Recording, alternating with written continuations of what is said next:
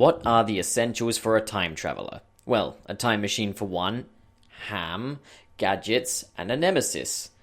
Okay, so for gadgets, the sonic screwdriver is either an intuitive gadget the Doctor uses to bypass niggly little plot details that no one cares about, such as locked doors to maintain a good sense of pacing, or an overpowered plot override for lazy writers who can't be bothered to think up a proper resolution.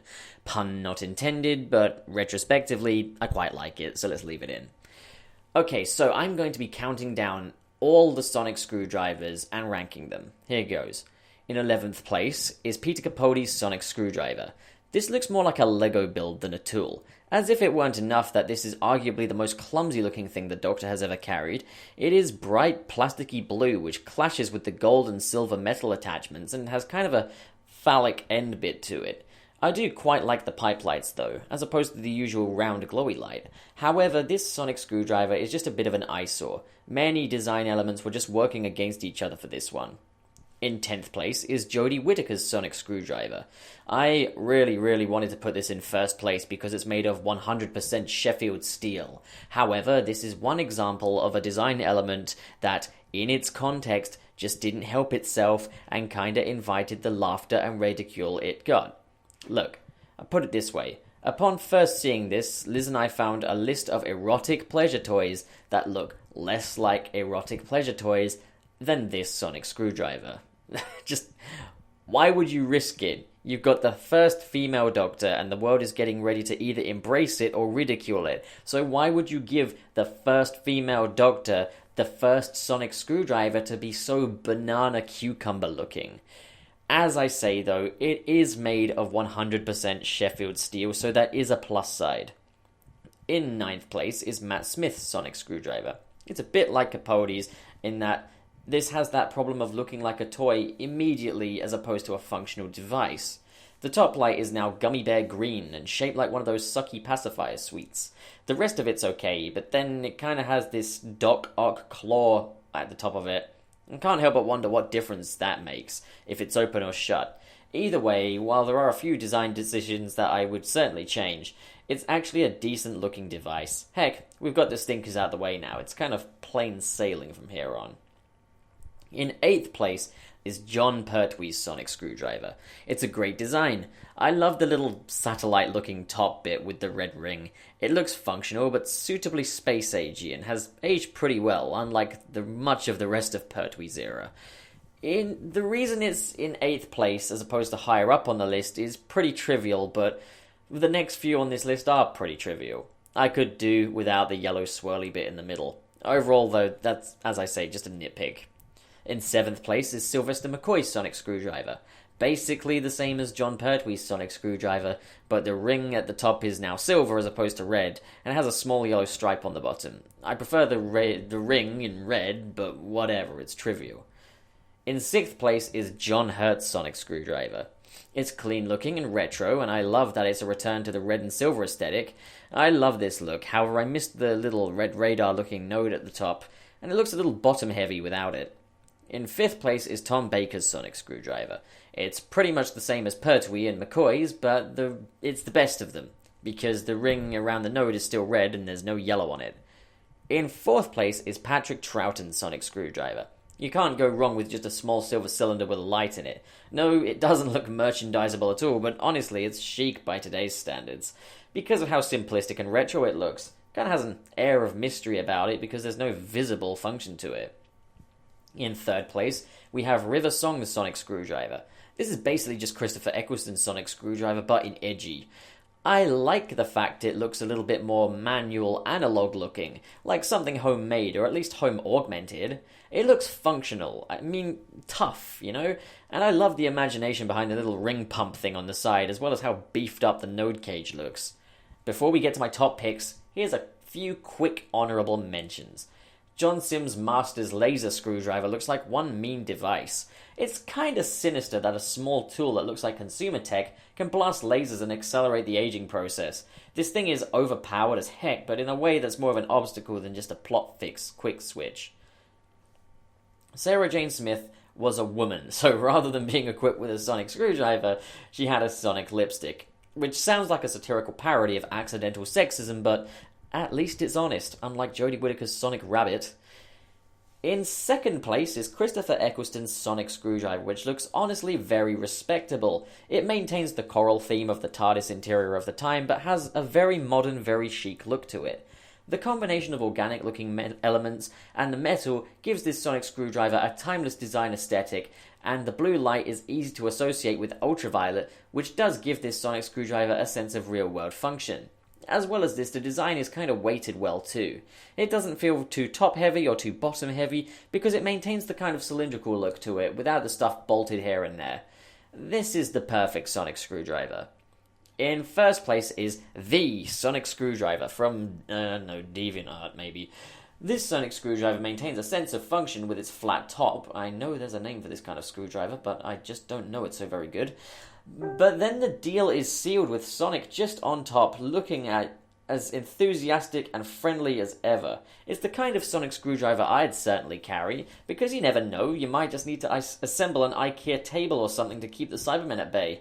And get some extra motivation from Sonic's face looking back at you as you try to follow the immensely simplistic instruction manual. Truly, a classic. Okay, so what you can take from this is that Christopher Eccleston's Sonic Screwdriver is in the number 1 spot. I just felt like messing around. And now it's time for the top 5 best and worst Dalek designs. They're kind of mean in the galaxy with the Daleks that just cannot be matched. They're a species that has undergone a revolutionary technological evolution in order to survive. So these things design-wise need a perfect blend of threat and glory in regards to their design. So let's start with the 5 worst Dalek designs of all time. The 5th worst Dalek design for me is the Mark II Imperial Daleks from Remembrance of the Daleks. Unpopular opinion, but I'm just not a fan of the white and gold colour scheme. It kind of reminds me of 1980s kitchen appliances for some reason. I don't know, I'm just not feeling the white. The models themselves, minus the odd colour choice, actually look a little more polished than in the years before. They're obviously a brand new model and made especially for this episode, which is nice because in the recent Dalek stories before this, the Daleks were looking pretty worse for wear. Although, noticeably, the proportions are a little different, with the lower half being just a bit longer. It's an okay look, when in the Renegade colour scheme, but the white Imperial Daleks just aren't for me. The headlights looking like Oreos was kind of an interesting choice, I guess. In 4th place for the worst Dalek design was the black and gold Supreme Dalek from Planet of the Daleks. I can see what they might have been going for design-wise, but obviously this is a cover-up job for a Dalek that is truly worse for wears, and it shows. It just looks shabby and shaky, but then there's the point where the design choices get really, really transparent. Okay, question. Do you think the Dalek has a torch for an eye because the old one is missing, or do you think they legitimately decided a torch would be the best way to go for this? We cannot be sure. In 3rd place for the worst of the Daleks is the Mark I Imperial Daleks from Revelation of the Daleks. As mentioned before, with the Mark II Remembrance models, I'm not a fan of the white and gold colour scheme for the Daleks, but here it isn't quite so uniform as it was in Remembrance, as the eye stalk and appendages are still their default colours of black and silver. As well as this, they are clearly repurposed models from a previous story, because they're just not looking so good. Perhaps a little stranger yet, their neck sections are oddly elevated from the rest of the body. This design was very refined in Remembrance. Revelation of the Daleks was a superb story though. Extremely dark, and the Daleks' plans were genuinely very intimidating. The design wasn't the only thing that let it down though, but the fact that the Daleks' voices were totally unmodulated. Weird. In 2nd place for worst Dalek design is the new Dalek Paradigm from Victory of the Daleks. As I said in a previous video, I do have a soft spot for these oddities, and to think much of the bile towards them was fueled by the choice of introducing all colour schemes at once, side by side, alongside their previous model. The new Dalek Paradigm are just a bit tricky to take seriously at an initial glance. Their plastic colours, spongy-looking lower sections, the humpbacks, the middle sections that make them look like bumper cars, the accordion-looking necks that look like if you press the head down they'll play you a little song or squeak. I am sure perceptions could have changed if they'd actually done something, but hey, whatever. Either way, not such a good look, even though I do have a little soft spot for them. In 1st place is such an easy target, and it's probably unfair because it's obviously only a one-off, but for me, the worst Dalek design yet. Yes, it's the Reconnaissance Dalek from Resolution. I mean, it looks like a battle machine, and it looks about as glorious as it's going to get for a Dalek made of 100% Sheffield steel. However, it looks utterly clumsy. I think I could get behind this all a lot easier if it weren't for the giant lower section just gracelessly poking out and making it look utterly bottom-heavy. Thick. Though I can't say I'm a fan of the panels on it that look a little like they're trying to be like the Time War panels, but look kind of needlessly curvy. I don't know, there are just things that could have been done to still, just make this a good design, but it's just a very odd-looking thing. Truth be told, I had a hard time with this particular list because I can actually find things to like about all Dalek designs. But with that said, let's move on to the 5 best Dalek designs for me. Starting with number 5, the Skaro Daleks from the Daleks. These are the original Daleks and a design classic. I honestly love the way these guys looked, as well as the colour scheme of a sterile looking silver with sky blue orbs. I also honestly miss the belting around the middle section. They just look cold and creepy and lend themselves well to black and white. However, they look even better in colour. The Daleks were pure space age beauty. In 4th place, we have the Daleks from the Dalek Invasion of Earth. These guys were a lot like the previous Daleks, but all the more glorious, as they were sat on taller, more visually commanding bases, possibly borrowed from the production of the Aru Doctor Who feature films, but I'm not sure. As well as this, they had little satellite dishes on the back of the midsection to explain their mobility outside of Skaro. I honestly like this a bit more than the panels that allow them to travel outside of Skaro in future stories. It's a cleaner look for sure. As well as the fact that the Black Supreme is one of the best looking Daleks we've ever seen. It's a shame they ditched these big bases and we never got to see the Daleks like these in colour. In 3rd place are the Aru film Skaro Daleks from the feature film Doctor Who and the Daleks. When it came to Doctor Who's first appearance in colour, it's clear that Aru took the challenge of making Doctor Who visually striking very seriously, and probably the clearest instance of this is the Daleks themselves, which underwent a slight redesign for their big screen debut. Complete with taller, rounder bases and enlarged cylindrical dome lights, these Daleks look big and intimidating, but as well as that, they sport my favourite Dalek colour scheme of all. Mostly silver, but with darker, glossier blue on the orbs and the head as well as gold on the belts and red for the headlamps. They look absolutely outstanding, as well as the red and black Dalek in the Supreme and Leader classes. These are some of the most immediately visually striking Daleks we've ever had and probably ever will. I would love to see these colour schemes in a future Doctor Who story. Before we reach the final 2, let's have a quick honourable mention for probably the most prolific Daleks there are, the Renegade Dark Grey Daleks. Perhaps one of the most enduring designs in all of Doctor Who. Well, until they couldn't endure anymore and had to build some new ones. These guys looked like battle machines, alright, but I just didn't find them visually striking enough to include them in my top 5. Another honourable mention is the silver and black Daleks from Death to the Daleks. These are some really spectacular looking Daleks.